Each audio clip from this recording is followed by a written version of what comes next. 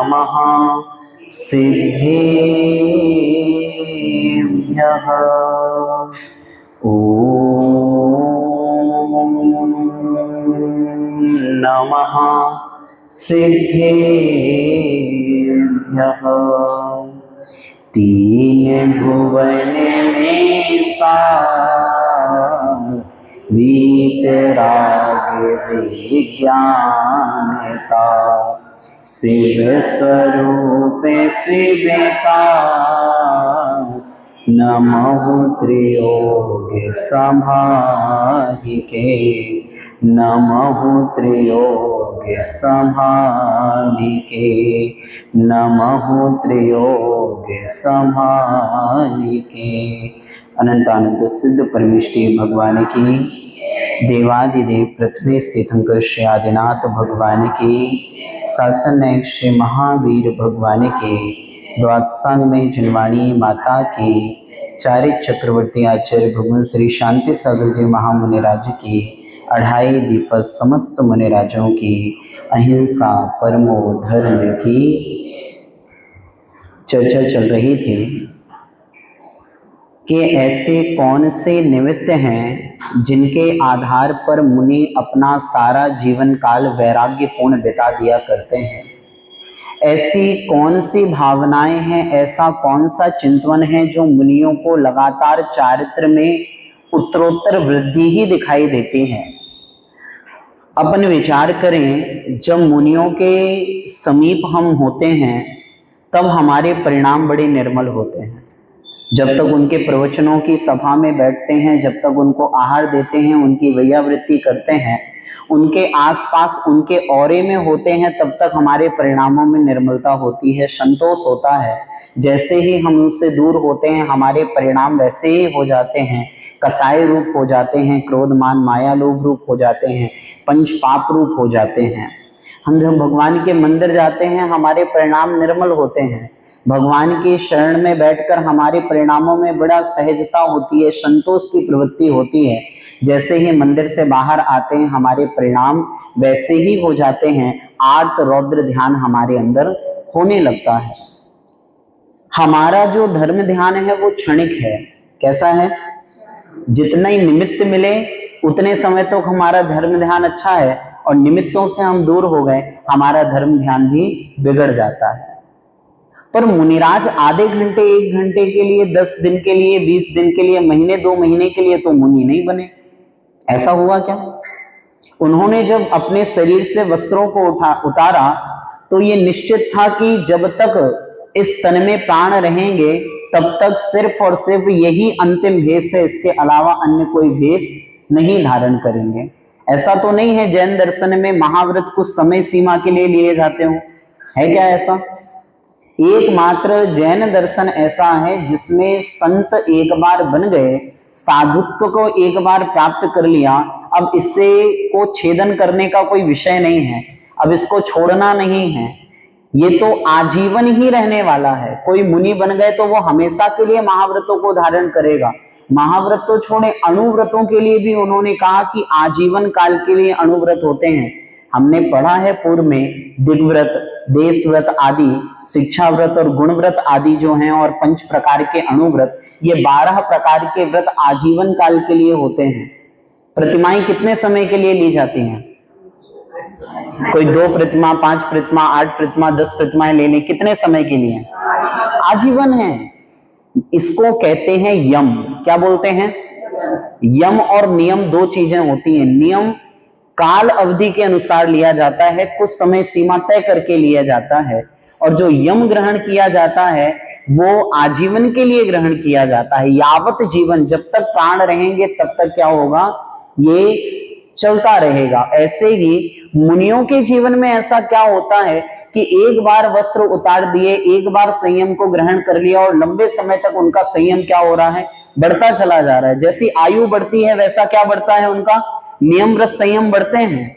हम नियम ले लें, 1 दिन बहुमान होता है, 2 दिन बहुमान होता है, 10-15 दिन आकर हम उसके प्रति क्या हो जाते हैं? उत्साह कम हो जाता है।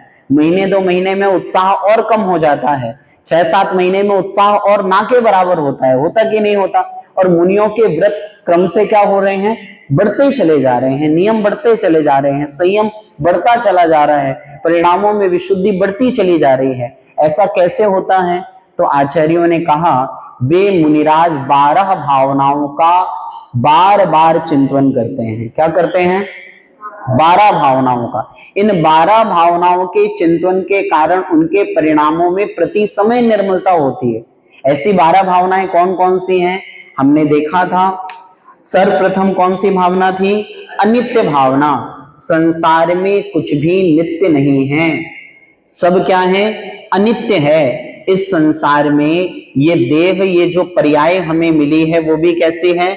अनित्य है, नित्य रहने वाली नहीं है। मनुष्य गति जो मिली है वो नित्य नहीं है, अनित्य है, कुछ समय के लिए मिली है और आयु सीमा जैसे समाप्त हो जाएगी हमारी पर्याय भी बदल जाएगी। जो पुद्गल हमें मिला है, जो संयोग हमें मिला है, जो परिवार हमें मिले हैं, पिता पुत्र आदि हमें मिले हैं, ये सब भी स्थायी नहीं है, ये भी अनित्य है। समय आने पर इनका भी लोप हो जाएगा। इस भावनाओं को क्या कहते हैं? अनित्य भावना। इसके बाद थी अशरण भावना। संसार में कोई भी शरण नहीं है, कोई भी बचाने वाला नहीं है। आयु कर्म जब पूर्ण हो जाएगा तो इस संसार में हमें कोई नई आयु देने वाला है क्या? कोई नहीं है। हमारे कर्मों के अनुसार जितनी आयु हम लेकर आए हैं उतनी ही आयु रहेगी। कितना भी अच्छा डॉक्टर और कितनी भी अच्छी हॉस्पिटल क्यों ना हो और कितने लाखों करोड़ों का हमारा हेल्थ इंश्योरेंस क्यों ना हो, परंतु कोई भी बचाने वाला नहीं है। अगर इस आत्मा में आयु कर्म की समाप्ति हो चुकी है, हमारी आयु को बचाने में कोई निमित्त तो हो सकते हैं डॉक्टर, हॉस्पिटल्स, परंतु हमारी आयु पूर्ण होने के बाद वो भी कार्यकारी नहीं होंगे। इसके बाद हमने क्या जाना? संसार भावना। संसार भावना यानी इस चारों गतियों में 84 लाख योनियों में हमारा जो परिभ्रमण चल रहा है वो कब से चल रहा है? अनादिकाल से चल रहा है। इसका कोई आदि है क्या? नहीं है। और अगर अभी भी हमारे परिणामों में निर्मलता नहीं आई, कसायों में मंदता नहीं हुई, तो ऐसे ही हम अनंत काल तक संसार में परिभ्रमण करते रहेंगे।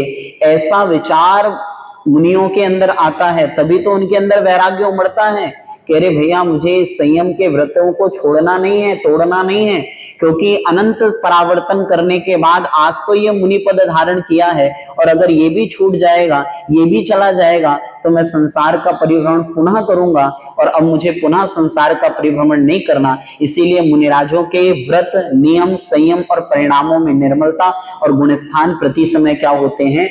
उत्तरोत्तर बढ़ते चले जाते हैं। आगे कहा है एकत्व भावना। एकत्व भावना क्या होती है? कि इस संसार में जो भी कर्म को करने वाला है वो मैं ही हूं और कर्मों को भोगने वाला भी कौन हूं? ध्यान रखना, इस संसार में जितने भी कर्म हैं उनका भोगने वाला भी मैं हूं और करने वाला भी मैं हूं। ऐसा नहीं है हम जब ये कहते हैं ना कि सामने वाले के कारण हमें दुख मिल रहे हैं, नहीं भैया, मेरे ही कर्मों का उदय ऐसा है जिन कर्मों ने सामने वाले की बुद्धि ऐसी बना दी कि वो हमारे पीड़ा का कारण बन रहा है। सामने वाला दुख नहीं दे रहा, अपितु हमारे कर्म ने ही सामने वाले की बुद्धि क्या कर दी है? ऐसी कर दी है कि वो हमारे दुखों का कारण बन रहा है। जब हमारे असाता वेदनी कर्म का उदय होता है, पाप कर्म का उदय होता है, तो सामने वाला पाप का निमित्त यानी कि पीड़ा निमित्त बनकर हमारे सामने आ जाता है। और जब हमारे पुण्य कर्म का निमित्त होता है तो कोई हमें अच्छे रूप में, पुण्य के रूप में, सुखी करने के रूप में या साता वेदनी के रूप में क्या होता है? निमित्त बन के आता है। वास्तविकता में ना हमें कोई सुखी करने वाला है ना हमें कोई दुखी करने वाला है। हमारे ही पूर्व में जोड़े हुए कर्म का जो उदय है वो हमें सुखी और दुखी करता रहता है। इसीलिए एकत्व भावना कह रही है कि मैं अकेला हूं, अकेला ही आया था। ये बाह्य रूप में जो मुझे सुख दुख का अनुभव हो रहा है ये मेरा वास्तविक सुख दुख नहीं है। मेरी आत्मा के अंदर जैसे जो खुशी आ रही है, कौन सी? अनंत दर्शन, अनंत ज्ञान, अनंत सुख आदि, वही वास्तविकता में मेरा आनंद है। इसके अलावा अन्य कोई भी मेरा आनंद नहीं है। आगे क्या है? अन्यत्व भावना। क्या होती है अन्यत्व भावना? अन्यत्व यानी कि ये सब अन्य हैं, मैं नहीं हूं। आत्मा के अलावा इस आत्मा के ऊपर ढका हुआ क्या है? शरीर है। वो शरीर भी मेरा नहीं है, परिवार भी मेरा नहीं है, धन दौलत स्त्री आदि मेरी नहीं है। ये सारी भावनाएं कौन सी हैं? अन्यत्व भावना। वपुग्रहम धर्म दारः पुत्रा मित्राणि शत्रवा सर्वथान्य स्वभावानी। ये सब मुझसे अन्य स्वभाव वाले हैं, विपरीत स्वभाव वाले हैं। ये मेरे रूप नहीं हैं, अपितु सभी अपने अपने कर्म के सहयोग से यहाँ पर आए हैं और हमने एक दूसरे के साथ क्या बनाया है? एक परिवार बनाया है। परंतु ये परिवार कैसा है? दिग्देशेभ्यः खगा इत्यः संवसन्ति नगे नगे स्वा स्वा कार्य वशा ध्यान्ति देशे दिक्षु प्रगे प्रगे। आचार्य पूछपा स्वामी जी ने कहा, जिस प्रकार से एक वृक्ष पर संध्या काल के समय बहुत सारे पक्षी कई दिशाओं से आते हैं और एक साथ एक डाली में बैठ जाते हैं और रात्रि के समय विश्राम करते हैं, एक दूसरे से संबंध बनाते हैं, पर प्रातः काल सूर्य की जैसी ही पहली किरण आती है, सब अपने अपने कार्यों को करने के लिए अपनी अपनी दिशाओं में चले जाते हैं। यही संसार है। हम भी अपने आयु कर्म के उदय से इस मनुष्य आयु को प्राप्त किया, यहाँ पर अनेक प्रकार के रिश्ते नाते जोड़े, ममत्व किया, परंतु जैसे आयु कर्म पूरा हो जाएगा हम भी अपने अपने कर्मों के अनुसार अपनी अपनी गति में चले जाएंगे। किसी भी प्रकार से कोई भी मेरा नहीं है। ये जितने भी मेरे लग रहे हैं वो अन्यत्व हैं, यानी मुझसे अन्य हैं, भिन्न हैं, दूर हैं। ये चर्चा हमने की थी। आगे असुचि भावना पर भी चर्चा हो गई थी। असुचि भावना का अर्थ क्या होता है? ये जो शरीर है जिसको दर्पण में देखकर मेरे अंदर अभिमान उठ रहा है, वास्तविकता में ये जो शरीर है, ये शरीर सिर्फ चर्म मात्र है। क्या है? नाम कर्म के उदय से हमें जो शरीर, नाम कर्म के उदय से जो हमें देह मिली है, उस देह में क्या है? तो कहा भैया 9 मल द्वार बहे घिनकारी। 9 प्रकार के मल द्वार क्या हो रहे हैं? प्रति समय बह रहे हैं, घिनकारी हैं। जब हम इस चर्म के अंदर की गंदगी को देखते हैं तो खून और पीप है, वसा है, इसमें हड्डियों का ढांचा है, जिसको देखकर हमारे अंदर ग्लानि का भाव आ जाए तो इससे राग क्यों करना? जब मुनिराजों को किसी प्रकार से पीड़ा होती है, अब सोचिए मुनिराज स्नान करते हैं क्या? करते हैं क्या? नहीं करते। गर्मियों का जब समय होता है और जब बिहार होता है तो रोड आदि में बड़े बड़े ट्रक चलते हैं, उनसे धूल आदि निकलती है और वो धूल गर्मी के समय मुनिराज के शरीर में होता है पसीना, और वो धूल आकर क्या होती है? मुनि के शरीर से चिपक जाती है और वो मैल बन जाता है। पर क्या वो मैल भी उनके शरीर में जो लगा हुआ है वो इनके घृणा का कारण बन रहा है क्या? उनको उससे घृणा का भाव आ रहा है क्या? नहीं आ रहा। इसको क्या कहते हैं? निर्वित चिकित्सा। बिल्कुल ग्लानि नहीं है। उस समय क्या विचार कर रहे हैं? ये पर जो मैल लगा हुआ है धूल आदि के माध्यम से, इससे मैं क्यों घृणा करूं, जबकि मेरा शरीर भी स्वभाव से क्या है? असुचि है, अपवित्र है। जब ये शरीर ही अपवित्र है तो बाह्य रूप में जो मैल लगा है उससे क्यों घृणा करना? इस प्रकार से देह के प्रति आसक्ति का भाव क्या होता है? छूटता चला जाता है और उनके जीवन में वैराग्य आता चला जाता है। ये असुचि भावना है। इतनी चर्चा हमारी हुई थी। आश्रव की भी हो गई थी। आश्रव क्या है? तो आचार्य यहाँ पर पंडित जी कह रहे हैं मन, वचन और काय की चंचलता के कारण क्या होता है? आश्रव। आश्रव किसे कहते हैं? कर्मों का आत्मा में आना। अब कर्म आत्मा में कब आते हैं? मन के माध्यम से, वचन के माध्यम से, काय के माध्यम से। मन के माध्यम से हम जब विचार करते हैं तो कर्मों का आना होता है। काय के माध्यम से हम कोई चेष्टा करते हैं तो कर्म आते हैं। वचनों के माध्यम से हम कुछ बोलते हैं तो भी क्या आते हैं? कर्म आते हैं। तो योगन की चपलाई यानी मन, वचन, काय की चंचलता के कारण क्या आते हैं? आत्मा में कर्म आते हैं। क्या ये कर्म आत्मा में आना सही है? क्या आश्रव अच्छा होता है? नहीं होता। आश्रव क्या है? हेय है। हेय यानी छोड़ देने योग्य है, ग्रहण करने योग्य नहीं है। आगे कह रहे हैं संबर भावना। संबर भावनाओं को देख लेते हैं, यहां से हम चलेंगे। जिन्हें पुण्य पाप नहीं कीना, आत्म अनुभव चित दीना, तिन्हीं विधि आवत रोके, संबर नहीं सुख अब लोके। बोलिए एक बार।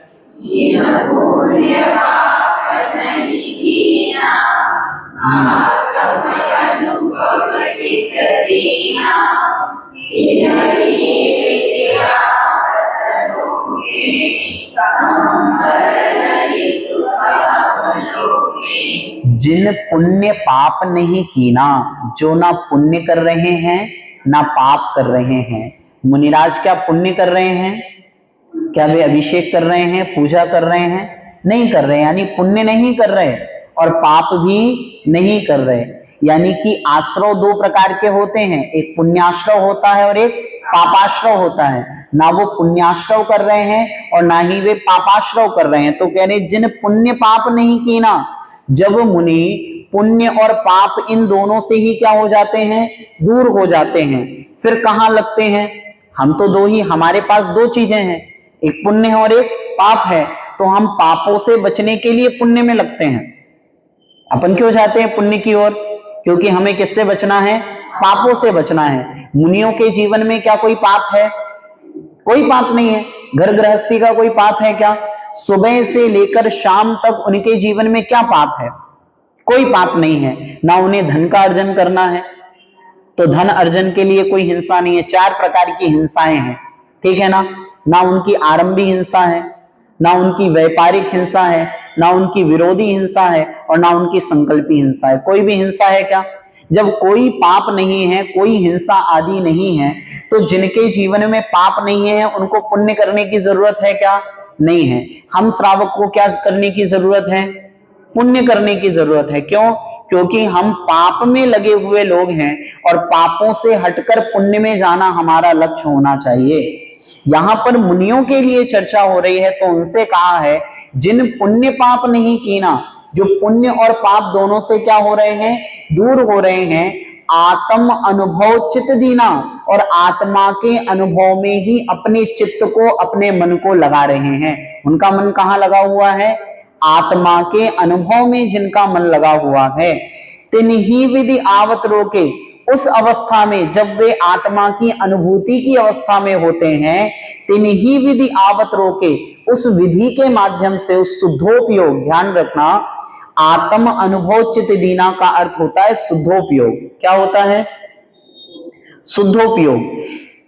पुण्य करना यानी शुभ उपयोग करना, पाप करना यानी अशुभ उपयोग करना। तो जो शुभ उपयोग और अशुभ उपयोग से दूर होकर शुद्धोपयोग में अपना मन लगा चुके हैं, तिन्ही विधि आवत रोके, उस शुद्धोपयोग के माध्यम से, आत्मा के अनुभव के माध्यम से ही क्या होता है? आते हुए कर्मों का रुकना होता है। संवर लही सुख अवलोके, और यही जो संवर भावना है, ये क्या देने वाली है? सुख को साक्षात प्रदान कराने वाली है। संवर किसे कहते हैं भैया? कर्मों का आत्मा में आना, रुक जाना। जो आश्रव रूप में क्या आ रहे हैं? कर्म आत्मा में आ रहे हैं, उन कर्मों का आना रोकना। अब उन कर्मों को आने से रोकेंगे कैसे?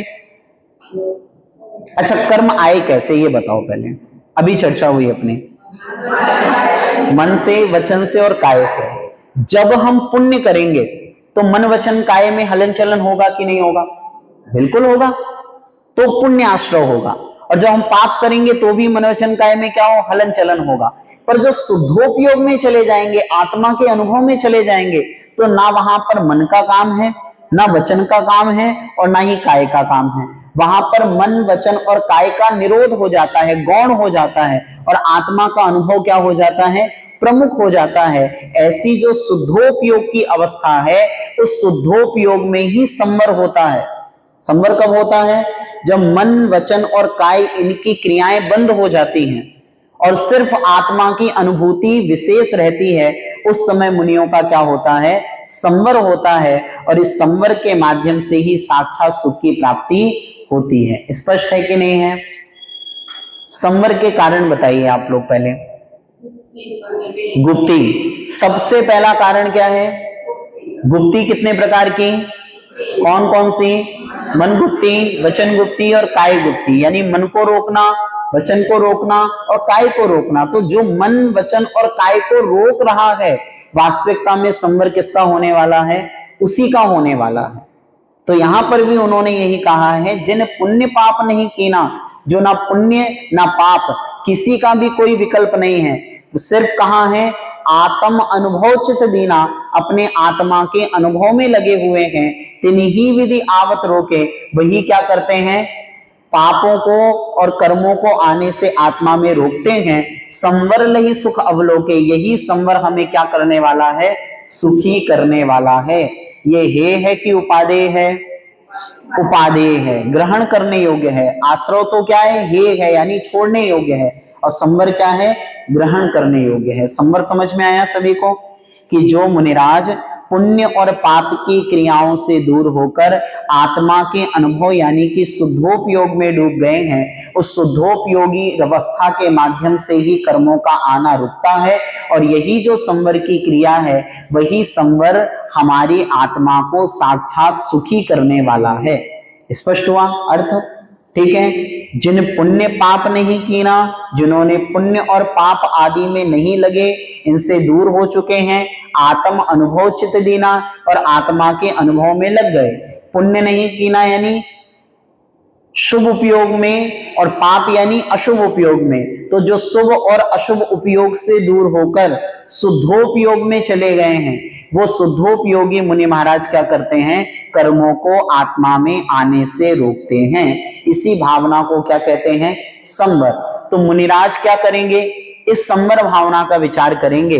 भैया मुझे किसी भी संसार के विकल्पों में नहीं फंसना, मुझे संसार में किसी भी पुद्गल आदि द्रव्यों से कोई लेना देना नहीं है, मुझे तो अपनी आत्मा की अनुभूति करनी है। और मुनिराज प्रत्येक समय यही विचार करेंगे कि मैं ऐसा पुरुषार्थ करूं जिससे मैं आत्मा के निकट पहुंच जाऊं, जिससे बाहरी वस्तु से हमारा क्या हो जाए, लेना देना खत्म हो जाए। क्योंकि कर्मों को जितना आप बाह्य वस्तु से एकत्र होंगे यानी मिलेंगे, उतने कर्म आत्मा की ओर आएंगे। अपन ने जाना था ना कि जब कछुए को लगता है कि बाहर से कोई क्या आ रहा है, किसी प्रकार का खतरा हो रहा है, तो वो कहां चला जाता है, सुकड़ जाता है, अपने अंदर चला जाता है। उसी प्रकार से मुनिराज को जब लगता है कि बाह्य वस्तु पंचेंद्रिय के विषय मुझे अपनी ओर खींचने का प्रयास कर रहे हैं, उस समय मुनिराज अपने ही आत्मा में डूब जाते हैं और सभी प्रकार के विकल्पों को छोड़कर निर्विकल्प हो जाया करते हैं। इस अवस्था का नाम ही क्या है, संवर है। और इसी भावना का मुनिराज चिंतन करते हैं। आगे देखेंगे निर्जरा भावना। निज काल पाए विधि झरना, तासो निज काज न सरना, तप करि जो कर्म पावे, सोई शिव सुख दर्शावे। बोलिए।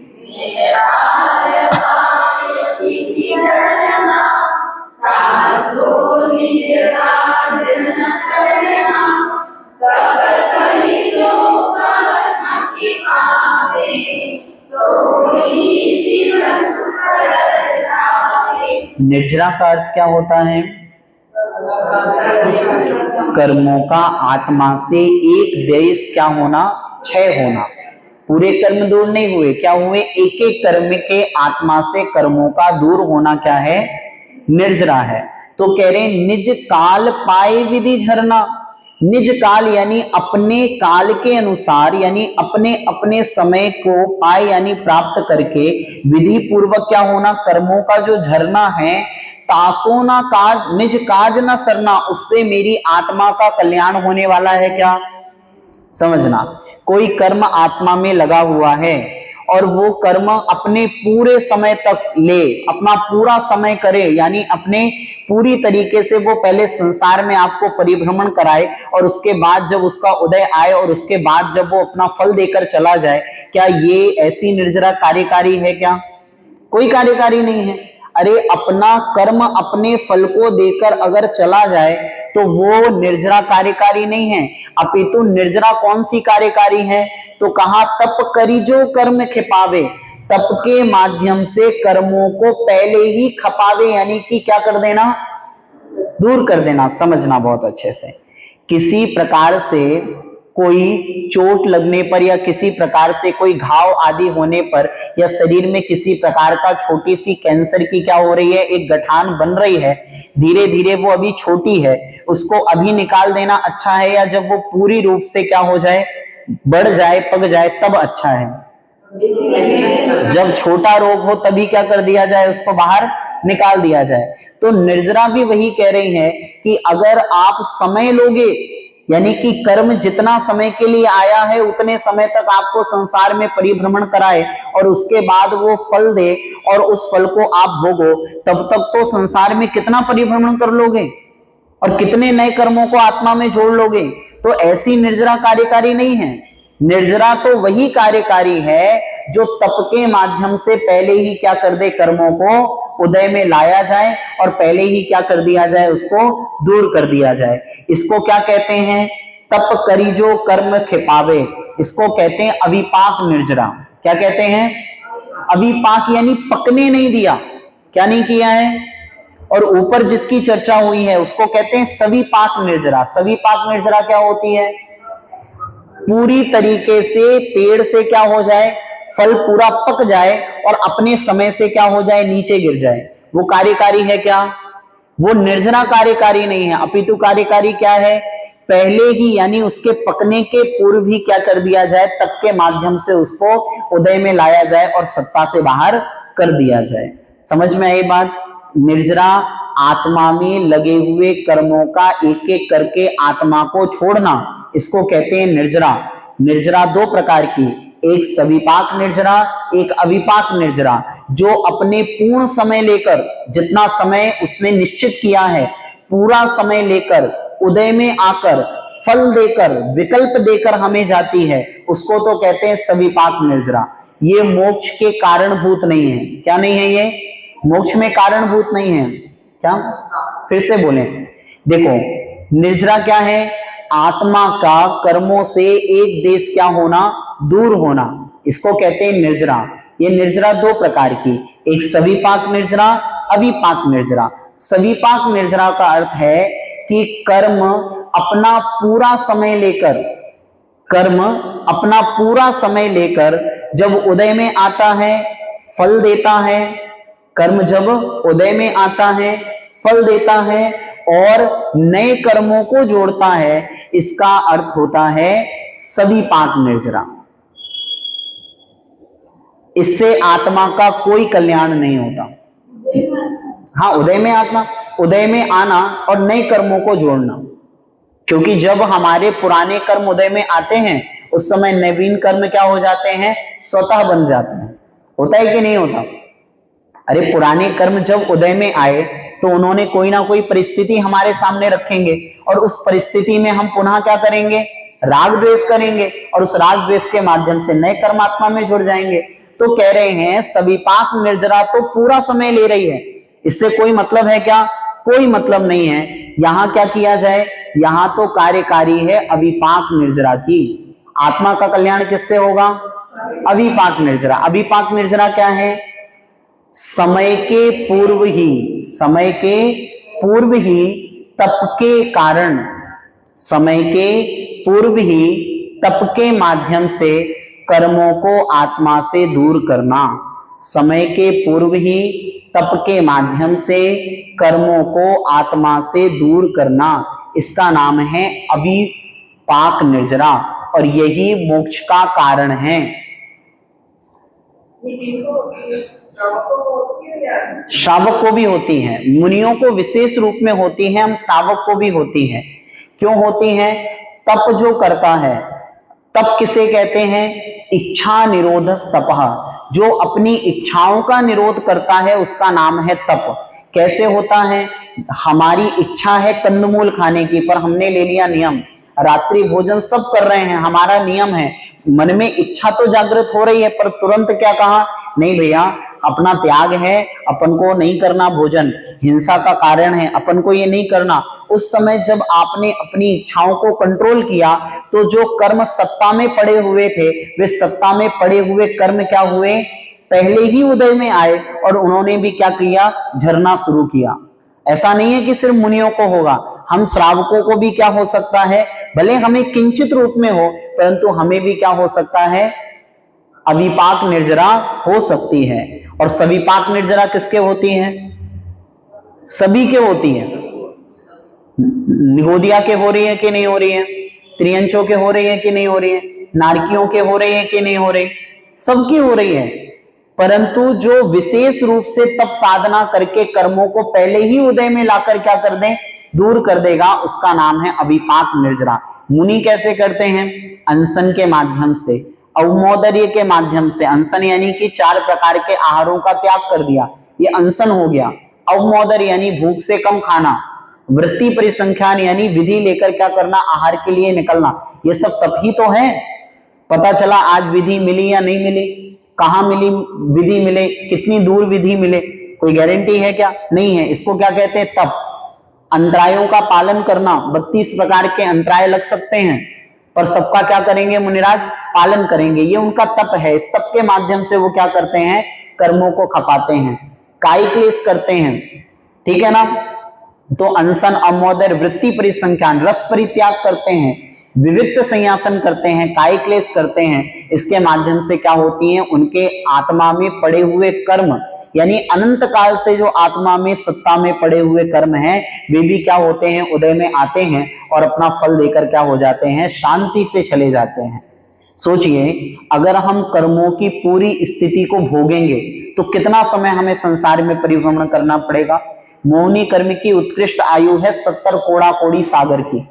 क्या उतने समय तक संसार में रहेंगे, परिभ्रमण करेंगे? नहीं।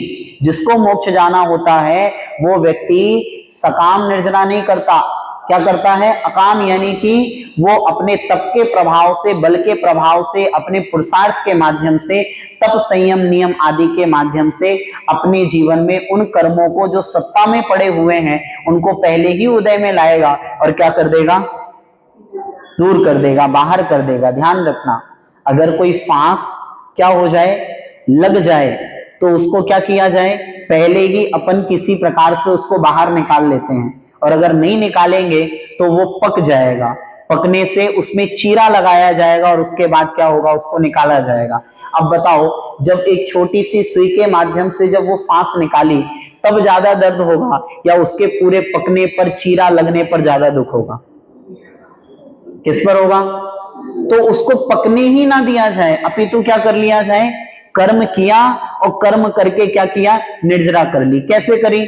हम लोगों ने कोई गलती की, हमसे गलती हुई और संध्या के समय हम गए भगवान के सामने और आत्मनिंदा की।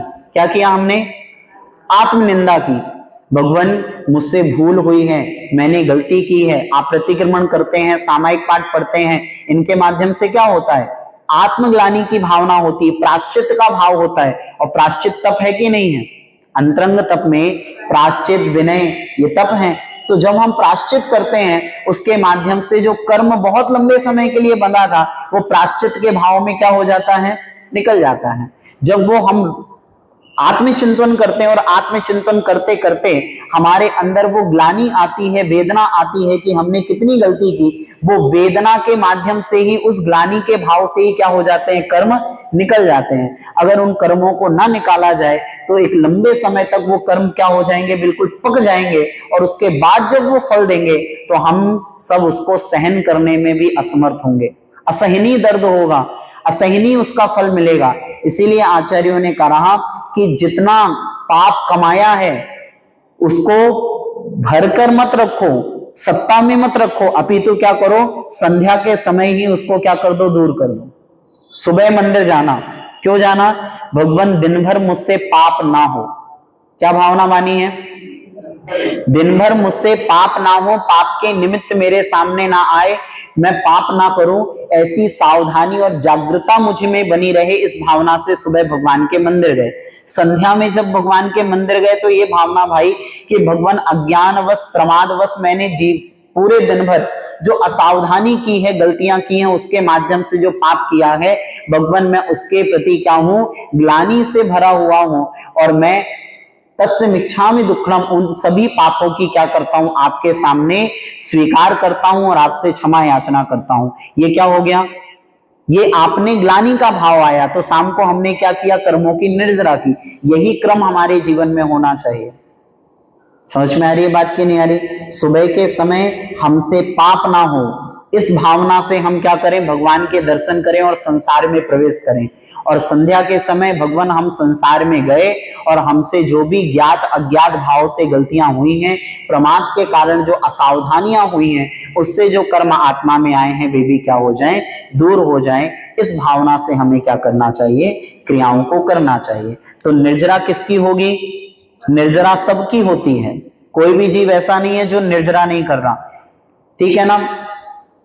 कितने कर्म निर्जरा प्रति समय होगी, परंतु जो सविपाक और अविपाक निर्जरा है, उसमें जो अविपाक निर्जरा है वो सभी के नहीं होगी, वो तप के माध्यम से ही होगी। किसके माध्यम से, तप के माध्यम से। जिसके जीवन में संयम है, नियम है, व्रत है, तप है, उनकी ही क्या होगी, निर्जरा। और ये निर्जरा गुण श्रेणी रूप बढ़ती है। जैसे कोई मिथ्या दृष्टि जीव है, उसके जीवन में इतनी निर्जरा नहीं होती जितनी सम्यक दृष्टि के जीवन में निर्जरा होती है। क्योंकि सम्यक दृष्टि जीव का क्या है, सच्चा श्रद्धान है, उसके 7 प्रकार के व्यसनों का त्याग है, अष्टमूल गुणों का नियम है। उसकी निर्जरा क्या होगी, मिथ्या दृष्टि की अपेक्षा असंख्यात गुणी होगी। और जितनी सम्यक दृष्टि की निर्जरा है, उससे असंख्यात गुणी निर्जरा किसकी होगी, एक देश संयम जिसने लिया है, यानी कि 5वें गुण स्थान में रहने वाले अणुव्रती की, यानी कि जिन्होंने प्रतिमाओं को ले लिया है, व्रतों को ले लिया है, वो हमारी अपेक्षा असंख्यात गुणी निर्जरा कर रहे हैं। कितनी निर्जरा, असंख्यात गुणी। और जितनी असंख्यात गुणी निर्जरा वो व्रती श्रावक कर रहे हैं, उनसे भी असंख्यात गुणी निर्जरा कौन कर रहे हैं, महाव्रती यानी मुनि महाराज कर रहे हैं। और मुनि महाराज जितने कर्मों की निर्जरा कर रहे हैं, उससे अनंत गुणी कर्मों की निर्जरा जो शुद्धोपयोग में बैठे हुए मुनिराज हैं वे कर रहे हैं। अब समझना कैसे क्रम बढ़ता जाता है निर्जराओं का। हमारे जितने कर्मों की निर्जरा हो रही है, उससे ज्यादा देशव्रती की हो रही है। देशव्रती जितने कर्मों की निर्जरा कर रहा है, उससे ज्यादा महाव्रती कर रहा है। और महाव्रती जितने कर्मों की निर्जरा कर रहा है, उससे भी ज्यादा शुद्धोपयोग में डूबे हुए संत क्या कर रहे हैं, कर्मों की निर्जरा कर रहे हैं। इस प्रकार से कर्मों की निर्जरा प्रति समय तप के माध्यम से, संयम के माध्यम से, परिणामों की विशुद्धि के माध्यम से उत्तरोत्तर बढ़ती चली जाती है। स्पष्ट हुआ विषय। तो कहा निज काल पाए विधि झरना, अपना पूरा समय लेकर जब विधि पूर्वक कोई कर्म पकता है और तासो निज काम न सरना, उस कर्म से, उस कर्म की निर्जरा से कोई आत्मा का कल्याण होने वाला निज काम यानी अपनी आत्मा का कोई भी प्रयोजन सिद्ध होने वाला नहीं है। फिर किससे होगा, तो कहा तपि करी जो कर्म खिपावे, तप के माध्यम से जो कर्मों को खपाता है, सो ही शिव सुख दर्शावे, उसी के माध्यम से मोक्ष सुख की प्राप्ति होती है।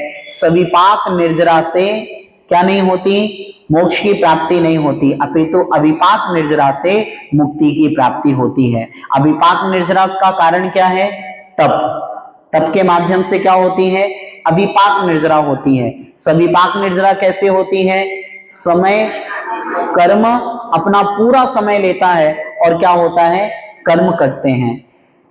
कर्म की स्थिति कब बंधती है, जब हम कर्म बंद करते हैं ना, तो 4 प्रकार के बंध पड़े थे अपन ने, प्रकृति बंध, प्रदेश बंध, प्रकृति बंध, स्थिति बंध और स्थिति और अनुभाग। इन 2 बंध की ओर चलिएगा थोड़ा सा। स्थिति यानी कर्म जब हमने बांधा तो उसकी एक टाइम ड्यूरेशन हो गई है कि इतने समय तक के लिए कर्म क्या हो गया, आत्मा में बंध गया। और दूसरी चीज क्या है, अनुभाग, यानी कि जब वो कर्म फल देगा तो कितनी शक्ति के साथ फल देगा, इसको क्या कहते हैं, अनुभाग। ये दोनों किस पर डिपेंड करते हैं, कषाय। ध्यान रखना, योग और कषाय के माध्यम से बंध होता है। योग के माध्यम से तो होता है प्रकृति और प्रदेश का बंध, स्थिति और अनुभाग का बंध किसके माध्यम से होता है, कसायों के माध्यम से। तो जब जीव की कसाय मंद होगी तो उसकी कर्म की स्थिति भी कमजोर हो जाएगी। समझ में आ रही है। जैसे कोई अनंतानुबंधी के समय कर्म बांधे किसी ने, कौन से कर्म में बांधे, कौन सी कसाय में बांधे, अनंतानुबंधी कसाय से युक्त होकर किसी जीव ने कर्म बांधे, पर बाद में उसको सम्यक दर्शन की प्राप्ति हो गई। तो सम्यक दर्शन की प्राप्ति की है तो परिणामों की विशुद्धि के माध्यम से जो पहले बांधे हुए कर्म थे, जो सत्ता में पड़े हुए कर्म हैं, उनकी आयु को क्या कर लेगा, वो कम कर लेगा। कोई देशव्रती हो गया है तो उन आयु को और कम कर लेगा, महाव्रती हो गया है तो आयु को और कम कर लेगा। इस प्रकार से जैसे जैसे उसके नियम व्रत संयम बढ़ते हैं तो कसाएं क्या होती हैं, मंद होती हैं और मंद कसायों के माध्यम से स्थिति बंद और अनुभाग बंद यानी फल देने की शक्ति वो भी क्या हो जाती है, कम हो जाती है। और जो कर्म बंधा हुआ है वो बंधा हुआ कर्म की आयु भी क्या हो जाती है, कम हो जाती है। समझ में आई चर्चा की नहीं आई? ये सारी चर्चाएं अपनी बेसिक क्लास में हो चुकी हैं, हुई हैं कि नहीं हुई हैं? बहुत विशेष रूप से अपन ने चर्चा की है। 7 तत्व लगभग अपन ने 2-2.5 महीने पढ़े हैं। इस 7 तत्वों में अपन ने बंध तत्व को जाना था कि बंध यानी कर्मों का आत्मा में आकर रुक जाना, यानी कि दूध और पानी के समान एक मेल हो जाना। इसमें जो स्थिति बंध होता है यानी कि कर्म कितने समय तक आत्मा में ठहरेगा, ये पहले ही निश्चित हो जाता है। ध्यान रखना, जब कर्म आत्मा में आता है और आत्मा के साथ बंधता है उस समय ये डिसाइड हो जाता है कि कर्म कितने समय तक आत्मा के साथ बंधा रहेगा। पर अगर कोई व्यक्ति कर्म को बांधने के बाद भी परिणामों में विशुद्धि ले आए तो उसके बंधे हुए कर्म की ड्यूरेशन क्या हो जाती है, कम हो जाती है। और जब वो कर्म फल देता है तो उसके फल देने की शक्ति भी क्या हो जाती है।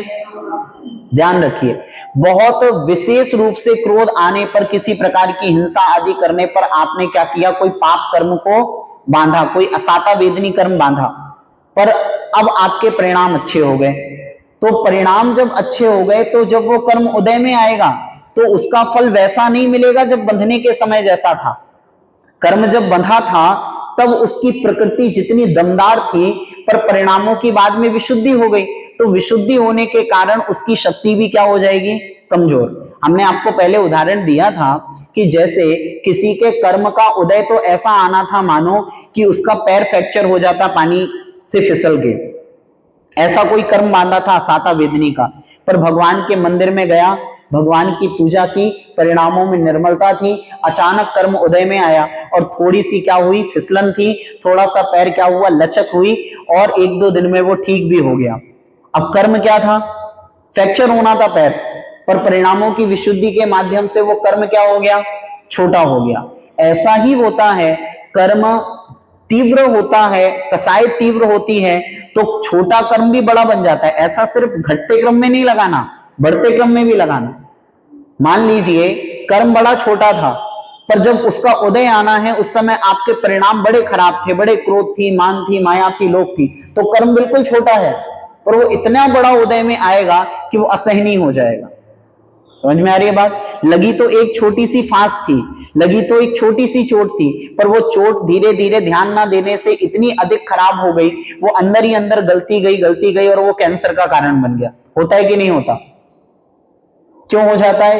यानी कर्म का उदय बड़ा छोटा था, परंतु उस समय परिणामों की तीव्रता के कारण क्या हो गया, वो इतना बड़ा हो गया कि वो असाता वेदनी का उसने उत्कृष्ट रूप ले लिया। तो इस प्रकार से जो निर्जरा है, हमें प्रयास करना है। सविपाक निर्जरा तो अनंत कालों से हम कर रहे हैं। कब से कर रहे हैं? इससे आत्मा का कल्याण हुआ क्या? कोई कल्याण नहीं। एक कर्म आत्मा से जाता है तो 10 कर्म आत्मा में आ जाते हैं। इससे कोई फायदा हुआ क्या? नहीं हुआ। किससे फायदा होगा? अविपाक निर्जरा से, यानी कि उन कर्मों को फलने से पहले ही क्या कर लिया जाए, तोड़ के अलग कर दिया जाए, यानी कि आत्मा में कर्म फल ना पाए और उससे पहले ही क्या कर दिया जाए, तप के बल से उनको दूर कर दिया जाए। इसका नाम ही क्या है? निर्जरा भावना। आगे आइए, लोक भावना। किन्हू न करे न धरे को, सट द्रव्यमयी न हरे को, सो लोक मांगी बिन समता, दुख सहे जीवन भमता। बोलिए।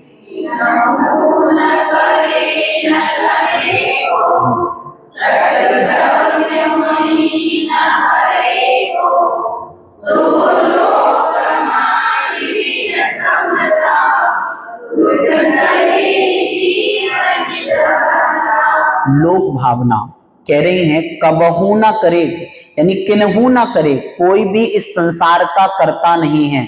इस संसार को किसी ने बनाया है क्या? नहीं। किन्हू ना करे यानी कि कोई भी करने वाला नहीं है। ना धरे को, और कोई भी इसको धारण करने वाला नहीं है। धारण करने का अर्थ क्या नहीं है, यहाँ पर कहा है इस संसार को कोई भी बनाने वाला भी नहीं है और कोई भी धारे यानी धारण करने वाला, चलाने वाला भी नहीं है। जैसे अन्य धर्म में कहा जाता है कि ब्रह्मा ने इस सृष्टि को बनाया है और विष्णु इसका संचालन कर रहे हैं और शिव के माध्यम से क्या हो जाएगी, इस पृथ्वी का विनाश हो जाएगा जब उनका तीसरा नेत्र खुलेगा। इस प्रकार से उनकी मैथोलॉजी है। पर जैन दर्शन कहता है किन्हू न करे, इस संसार का कोई करता है क्या, कोई नहीं है। ना धरे यानी कोई भी इसको चलाने वाला है क्या, नहीं है। सट द्रव्यमयी, ये संसार तो कैसा है, 6 द्रव्यों के अनुसार चल रहा था, चल रहा है और चलता रहेगा। कैसे चलता है संसार, जीव द्रव्य ज्ञान दर्शन से युक्त है, वो अपना काम करता है। अजीव द्रव्य यानी पुद्गल, धर्म, अधर्म, आकाश और काल, पुद्गल अपना काम करता है, स्पर्श, रस, गंध और वर्ण का काम है।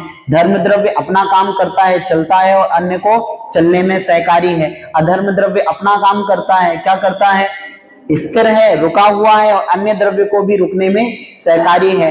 काल द्रव्य अपना काम करता है, प्रति समय क्या होता है, परिणमन करता है और अन्य द्रव्यों को भी परिणमन करने में सहकारी है। और आकाश द्रव्य स्वयं ठहरा हुआ है और सभी लोगों को रहने का स्थान दे रहा है। तो ये द्रव्य एक दूसरे का क्या कर रहे हैं, आपस में उपकार कर रहे हैं। इसीलिए वो जो सूत्र लिखा गया कि परस्पग्रहो जीवानाम, की आपस में जीव क्या कर रहे हैं, एक दूसरे की सहायता, ऐसे ही द्रव्य भी आपस में एक दूसरे की सहायता कर रहे हैं, कोई और नहीं कर रहा। समझना, आप समझिएगा, आपने जब साबुन से कपड़े को धोया तो साबुन ने कपड़े के ऊपर क्या किया, उपकार किया कि नहीं किया। तो साबुन का उपकार किसके ऊपर हुआ, कपड़े के ऊपर हो गया। इसी प्रकार से अजीव का भी क्या है, हमारे ऊपर उपकार है कि नहीं है। ये जो शरीर आदि मिला है ये जीव के ऊपर अजीव द्रव्य का उपकार है कि नहीं है, अजीव का उपकार है। तो जीव और अजीव आदि द्रव्य एक दूसरे के सहचर हैं और एक दूसरे का उपकार क्या है, करते रहते हैं। किसी भी, जितने भी द्रव्य हैं उन सबके कारण हमारा जीवन चल रहा है। एक भी द्रव्य अगर अपना काम करना छोड़ देगा तो हमारा कार्य होने वाला नहीं है। सोचिए, अधर्म द्रव्य ने अपना काम करना छोड़ दिया, यानी कि चलना बंद कर दिया, यानी कि सबको स्थिर करना बंद कर दिया, तो कोई भी एक स्थान पर बैठ पाएगा क्या, सभी क्या होंगे, चलायमान हो जाएंगे। धर्म द्रव्य ने अपना काम छोड़ दिया तो सब स्थिर हो जाएंगे। आकाश द्रव्य ने अपना काम छोड़ दिया तो कहां रहेंगे अपन। काल द्रव्य ने अपना काम छोड़ दिया तो सब क्या हो जाएंगे, स्थिर हो जाएंगे। पुद्गल ने अपने रस, गंध, वर्ण को छोड़ दिया तो हाँ, कुछ पहचान नहीं होगा, संसार का अभाव हो जाएगा। एक द्रव्य के अभाव होने पर सारे संसार का अभाव हो जाएगा। तो इस संसार को भगवान नहीं चला रहे, कौन चला रहा है, 6 द्रव्य। किससे चल रहा है ये संसार, 6 द्रव्यों से चल रहा है। सभी द्रव्य अपने अपने काम में लगे हैं, इसीलिए संसार अनादि काल से चल रहा है और अनंत काल तक चलेगा। तो कह रहे हैं कि किन्हू ना करे, कोई भी मेरा करने वाला नहीं है, और ना धरे यानी कोई भी इस संसार को चलाने वाला नहीं है। सट द्रव्यमयी, 6 द्रव्य रूप क्या है, ये संसार है। ना हरे को, इसको कोई भी हरने वाला है क्या। एक भी द्रव्य कभी समाप्त होता है क्या, बताओ, पुद्गल को समाप्त करके बताओ, होगा। पानी आपने लिया, उस पानी को आपने गर्म कर लिया और वो पानी भाप के रूप में क्या हो गया, चला गया। आप उसकी पर्याय तो बदल सकते हो, क्या उसको नष्ट कर सकते हो। इस संसार में कोई भी ऐसा द्रव्य नहीं है जिसको क्या किया जाए, नष्ट किया जाए। जैसे आत्मा है, पर्याय को तो बदला जा सकता है, यानी कि मनुष्य से देव में चले गए, देव से त्रियंच में चले गए, त्रियंच से नरक में चले गए। इस प्रकार से अलग अलग गतियों में, अलग अलग योनियों में, अलग अलग कुल जाति में जन्म तो हो सकता है, परंतु आत्मा हमेशा के लिए जा सकती है क्या, लोप हो सकता है क्या, नहीं हो सकता है। किसी भी द्रव्य का ना कभी बना था कोई द्रव्य, और जो चीज कभी बनी ही नहीं है तो उसका कभी नष्ट भी नहीं होना है। तो कह रहे हैं कि ये संसार ना कोई बना रहा है, ना कोई चला रहा है और ना ही इसको कोई नष्ट करने वाला है। अपितु फिर कैसे चल रहा है, षट द्रव्यमयी, 6 द्रव्य रूप संसार है और 6 द्रव्य अपने अपने काम करते चले जाते हैं और संसार स्वतः चलता चला जाता है। किसी को व्यवस्था बनानी नहीं पड़ती संसार में। क्या नहीं करनी पड़ती? व्यवस्था बनानी नहीं पड़ती, अपितु सारे द्रव्य व्यवस्थित हो जाएंगे तो व्यवस्था बन जाएगी। समझना, 6 द्रव्यों में से 5 द्रव्य तो व्यवस्था में है, एक द्रव्य है अव्यवस्थित। कौन सा? जीव द्रव्य। अरे अपन ही तो है ना अव्यवस्थित। सब द्रव्य अपने अपने उपयोग में है, यानी कि धर्म द्रव्य अपने काम में लगा है, अधर्म द्रव्य अपने में है, आकाश अपने में है, काल अपने में है, पुद्गल अपने में लगा है। अगर जीव द्रव्य भी अपनी व्यवस्था बना ले और अपने ज्ञान दर्शन के गुण में लग जाए तो कोई भी चीज अव्यवस्था नहीं होगी। जब जीव द्रव्य स्वयं अपने स्वचतुष्टय को छोड़कर पर चतुष्टय की ओर भागता है तो संसार अव्यवस्थित हो जाता है। नहीं तो संसार में कोई अव्यवस्था नहीं है। इस संसार में अगर कोई अव्यवस्था करने वाला है तो जीव द्रव्य के अंदर जो पंचेंद्रियों के प्रति और इस पुद्गल के प्रति, उस पुद्गल को भोग लेने के प्रति उसकी जो आसक्ति, यानी कि दूसरे के चतुष्टय को स्वयं के करने के जो भाव हैं, यही भाव संसार को अव्यवस्थित करते हैं। नहीं तो संसार की व्यवस्था तो बहुत अच्छे से चल रही है और वो अनंत काल तक चलती रहेगी। सो लोक माही बिन समता, और ये जो षट द्रव्य रूप संसार है, सो लोक माही बिन समता, ये तीनों लोकों में क्या नहीं है? संतोष के बिना कुछ भी होने वाला नहीं है। कहा है सो लोक माही बिन समता, इस तीनों लोकों में बिना समता के दुख सहे, यानी कि दुखों सहन करना पड़ेगा। जीव नित भ्रमता, और संसार में जीव को भ्रमण करना पड़ेगा। कैसे भ्रमण करना पड़ेगा? इन तीनों लोकों में बिना समता के इस जीव को क्या करना पड़ेगा? परिभ्रमण करना पड़ेगा। इस संसार में जब तक समता का भाव नहीं आएगा, अपन ने कहा ना कि सारे द्रव्य अपने अपने काम में लगे हैं, अगर जीव द्रव्य भी दूसरों के चतुष्टय को छोड़कर, यानी पर द्रव्य रूप होने की उसकी जो भावना है, जीव की क्या भावना है? आप लोग पूजा में पढ़ते हो आचार्य श्री के, भोगों को इतना भोगा कि खुद को ही भोग बना डाला, साध्य और साधन का अंतर मैंने आज मिटा डाला। क्या किया यहाँ पर? भोग की सामग्री थी जो मेरे लिए साधन थी, हम इतना भोगों में रचपच गए कि हमने अपने आप को ही क्या बना दिया? भोग बना दिया।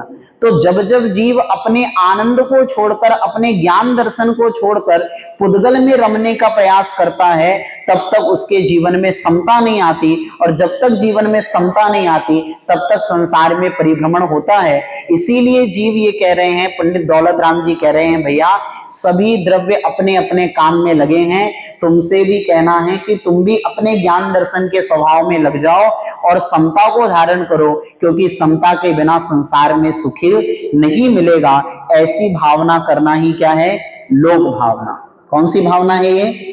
लोक भावना। समझ में आ गई लोक भावना? आइए आगे चलते हैं। अंतिम ग्रीवक लौकी हद, पायो अनंत क्रियापद, पर सम्यक ज्ञान न लाधो, दुर्लभ निज में मुनि साधो। बोलिए।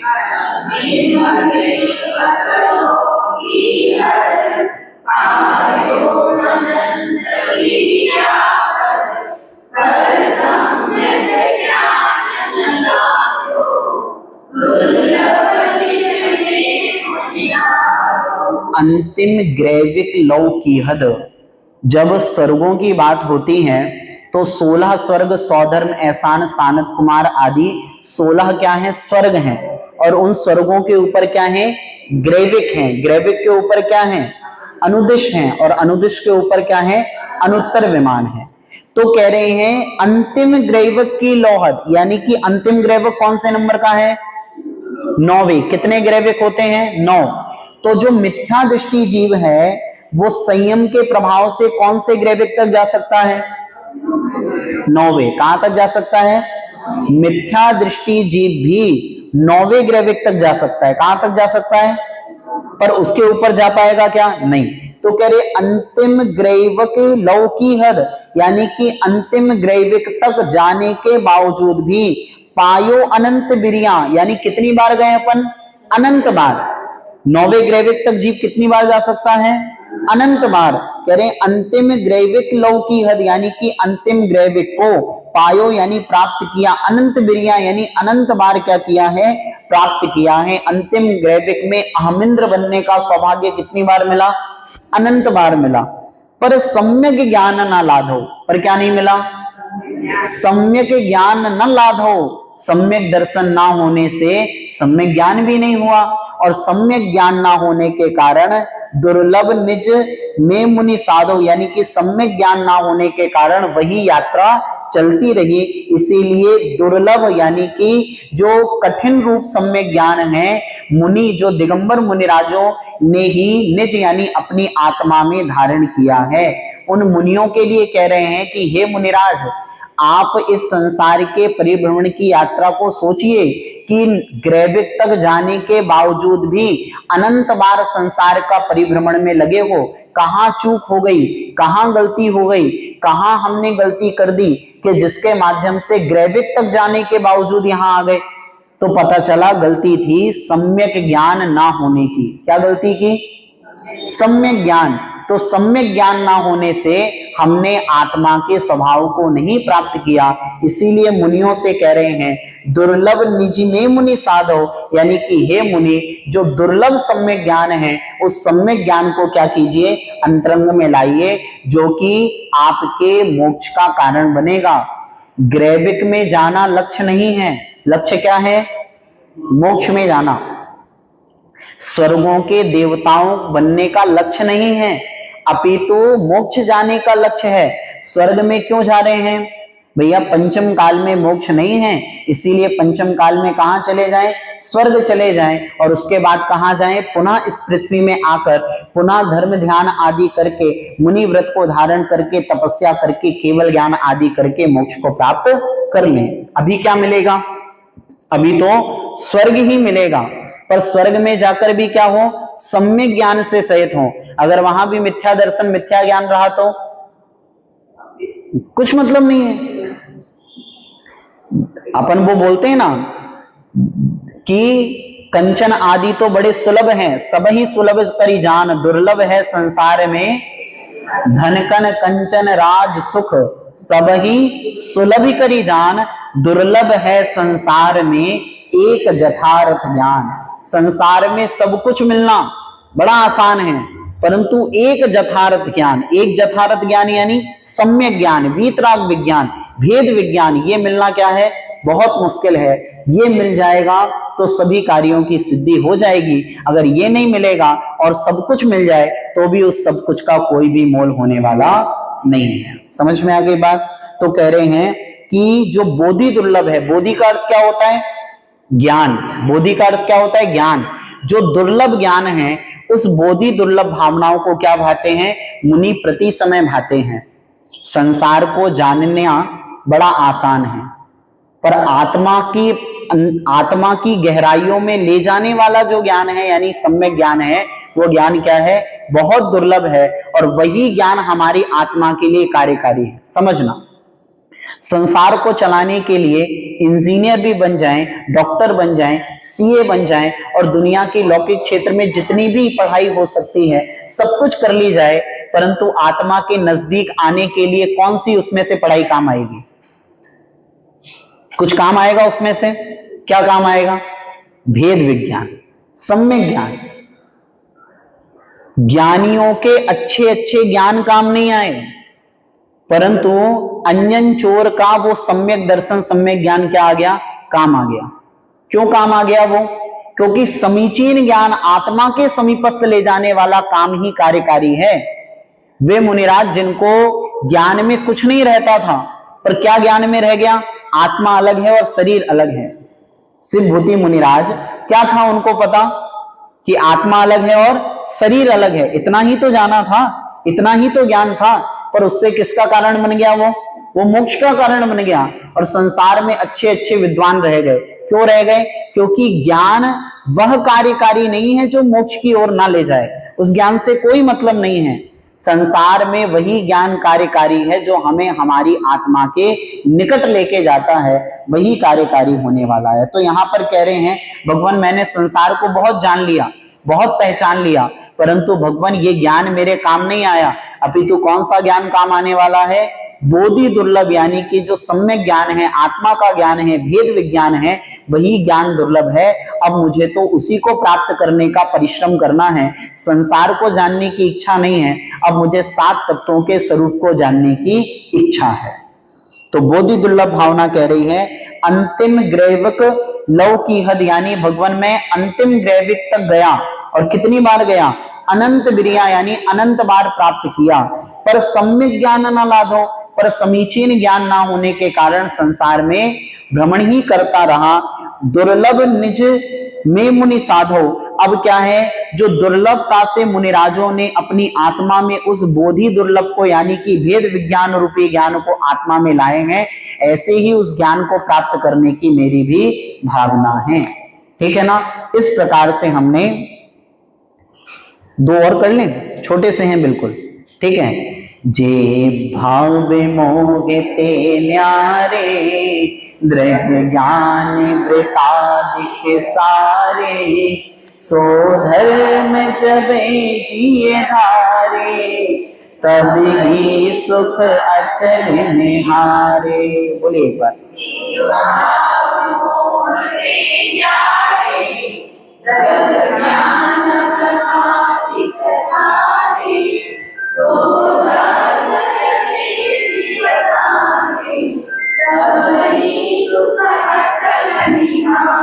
धर्म भावना, जे भाव मोहते न्यारे, जो भाव मोह से न्यारे हैं, यानी मोह से रहित हैं। मोह के दूर होने पर क्या होता है?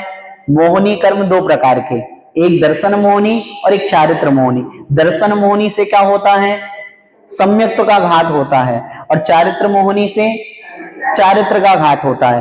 तो जो भाव मोहते न्यारे, यानी कि जो भाव मोह से न्यारे यानी मोह से दूर हैं, ऐसे दृग यानी दर्शन, ज्ञान यानी सम्यक ज्ञान, और व्रतादिक यानी चारित्र। तो सम्यक दर्शन, सम्यक ज्ञान, सम्यक चारित्र, सो धर्म जबे जिए धारे, ऐसा जो धर्म है, कैसा धर्म? सम्यक दर्शन, सम्यक ज्ञान, सम्यक चारित्र, जो मोह के भावों से दूर सम्यक दर्शन, सम्यक ज्ञान, सम्यक चारित्र है, सो धर्म जबे जिए धारे, उस धर्म को जो क्या करता है? जिए धारे, यानी कि अपने मन में धारण करता है, तभी सुख अचल निहारे, उसी व्यक्ति को अचल सुख की प्राप्ति होती है। किसकी प्राप्ति होती है? अचल सुख किसे कहते हैं? ऐसा सुख जो स्थायी हो। हमारी इंद्रियों का सुख कैसा है? क्षणिक है, कुछ समय के लिए हमें सुख लगता है, परंतु थोड़े समय बाद ही क्या हो जाता है? वो दुख में बदल जाता है। तो अचल सुख क्या है? मोक्ष सुख, और उस मोक्ष सुख को देने वाला कौन है? धर्म। कौन देगा? धर्म देगा। और वो धर्म क्या है? तो कहा दृग ज्ञान व्रतादिक, यानी सम्यक दर्शन, सम्यक ज्ञान, सम्यक चारित्र, जो मोह से क्या है? दूर हैं। समझ में आ गई बात? धर्म क्या है? बताओ धर्म क्या है? सम्यक दर्शन, सम्यक ज्ञान, सम्यक चारित्र। इससे क्या मिलता है? अचल सुख की प्राप्ति होती है, यानी मोक्ष सुख की प्राप्ति होने वाली है, जो कि मोह से क्या है? बिल्कुल दूर है। ध्यान रखना, सम्यक दर्शन, दर्शन मोहनी कर्म के जाने से सम्यक दर्शन और सम्यक ज्ञान प्रकट होता है, और चारित्र मोहनी के जाने से सम्यक चारित्र प्रकट होता है। तो कह रहे हैं जो भाव मोहते न्यारे, यानी जो मोहनी कर्म से दूर हैं, मोह के भाव से दूर हैं, ऐसे सम्यक दर्शन, सम्यक ज्ञान, सम्यक चारित्र ही क्या है? धर्म है। और ये धर्म ही क्या है? अचल सुख, यानी कि मोक्ष सुख को देने वाला है। स्पष्ट हो गया? धर्म भावना समझ में आ गई? सम्यक दर्शन, सम्यक ज्ञान, सम्यक चारित्र रूपी धर्म को क्या करना? अंगीकार करना, जो कि अचल सुख का कारण है। मुनिराज यही विचार करते हैं, मुझे संसार में नहीं फंसना, मुझे तो ऐसा सुख चाहिए, ये गृहस्थों के जैसा सुख नहीं चाहिए। मुझे क्या चाहिए है? स्थिर सुख चाहिए। वो स्थिर सुख कहाँ मिलेगा? सम्यक दर्शन, सम्यक ज्ञान, सम्यक चारित्र रूप धर्म का पालन करने से मिलेगा। इसी का अर्थ अपन लगाएंगे तो सम्यक दर्शन ज्ञान चारित्राणि मोक्ष मार्ग, यही तो कह रहे हैं यहाँ पर कि धर्म के माध्यम से ये मोक्ष मिलेगा। वो धर्म क्या है? सम्यक दर्शन, सम्यक ज्ञान, सम्यक चारित्र ही धर्म है, और उससे अचल सुख की प्राप्ति होगी। अचल सुख यानी मोक्ष सुख की प्राप्ति होगी। आइए अंतिम देखेंगे। सो धर्म मुनि ने करी धरिए, तिनकी कर तोते उछरिए, ताको सुनिए भवि प्राणी, अपनी अनुभूति प्रछानी। बोलिए।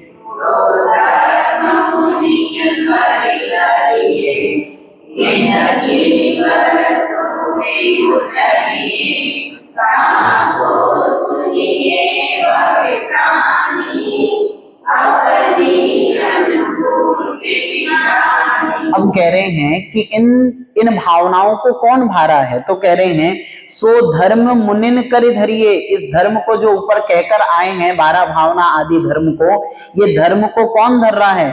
तो कह रहे हैं मुनिन कर धरिए, यानी कि मुनि क्या करते हैं? धारण करते हैं। किसको धारण करते हैं? सम्यक दर्शन ज्ञान आदि धर्मों को, 12 भावनाओं को कौन धारण करता है? मुनि धारण करते हैं। तिनकी करतूत उचरिए। अब उनकी क्रियाओं के बारे में, उनके कर्तव्यों के बारे में, उनके चारित्र के बारे में क्या हो रही है? उचरिए। आगे के जो ढाल है यानी 6वीं ढाल है, उसमें किसकी चर्चा होगी? मुनियों के व्रतों की, संयम की, नियम की चर्चा होगी। तो जो इस धर्म को धारण करने वाले हैं, उस धर्म के जो धर्मी हैं, उन मुनियों की चर्चा आने वाली ढाल में होगी। ताको सुनिए भवि प्राणी। क्या कीजिए भव्य जीव? इनको सुनिए, अपनी अनुभूति प्रछानी, और अपनी आत्मा के अनुभव की पहचान कीजिए। उन मुनियों के जैसा बनने का पुरुषार्थ कीजिए। 6 डाला में अभी तक जो चर्चा अपन करके आए हैं, कैसी कैसी चर्चा की? पहले 4 गतियों के भ्रमण की यात्रा देखी, फिर क्या देखा? उस 4 गतियों में भ्रमण का कारण, मिथ्या दर्शन के बारे में, मिथ्या ज्ञान और मिथ्या चारित्र, जो कि कैसा है? जो कि 2 प्रकार से है ना। कौन कौन सा? गृहीत और अग्रहीत। इन दोनों के बारे में जाना। अब शिष्य ने पूछा, भगवान आपने बता दिया, संसार के परिभ्रमण की यात्रा भी समझा दी, और उसके कारण यानी मिथ्या दर्शन ज्ञान आदि भी समझ लिए, परंतु इस संसार से कैसे दूर हो? तो फिर उन्होंने क्या बताया? सम्यक दर्शन के बारे में बताया। वो सम्यक दर्शन कैसे प्राप्त होगा इसके बारे में बताया। उस सम्यक दर्शन से आगे बढ़कर सम्यक ज्ञान की चर्चा हुई, और सम्यक ज्ञान के बाद क्या की? श्रावकों के लिए जो सम्यक चारित्र था, उस सम्यक चारित्र की चर्चा हो गई। अब किसकी चर्चा होगी? मुनियों के चारित्र की चर्चा होगी। वो अगली अंतिम ढाल में होगी। ध्यान रखना, 6 डाला मुख्य रूप से श्रावक के लिए लिखी गई है, क्योंकि यहां पर प्रारंभ कहां से किया? मिथ्यात्व को दूर करने से प्रारंभ किया, और श्रावक के मूल गुणों आदि की चर्चा हुई चारित्र के रूप में। और अब मुनि बनने का क्या दिया जा रहा है? उपदेश दिया जा रहा है। तो कह रहे हैं सो धर्म मुनिन करी धरिए। जो मुनियों के माध्यम से धर्म किया जाता है, तिनकी करतूत उचरिए। अब उनके कर्तव्यों के बारे में उचारा यानी कि बतलाया जाएगा। ताको सुनिए भवि प्राणी। हे भव्य जीव, हे भवितव्यता रखने वाला जीव, मोक्ष को जाने की इच्छा रखने वाला मुमुक्षु जो जीव है, उसके लिए कह रहे हैं कि हे भव्य जीव, इसको क्या कीजिए? अब सुनिए, अपनी अनुभूति पिछानी, और इसमें अपनी अनुभूति कीजिए। अपनी अनुभूति का मतलब मुनियों की क्रियाओं को देखकर मैं स्वयं मुनि बनूं, ऐसी क्या करिए? भावना कीजिए, जिससे इस संसार का परिभ्रमण छूट सके।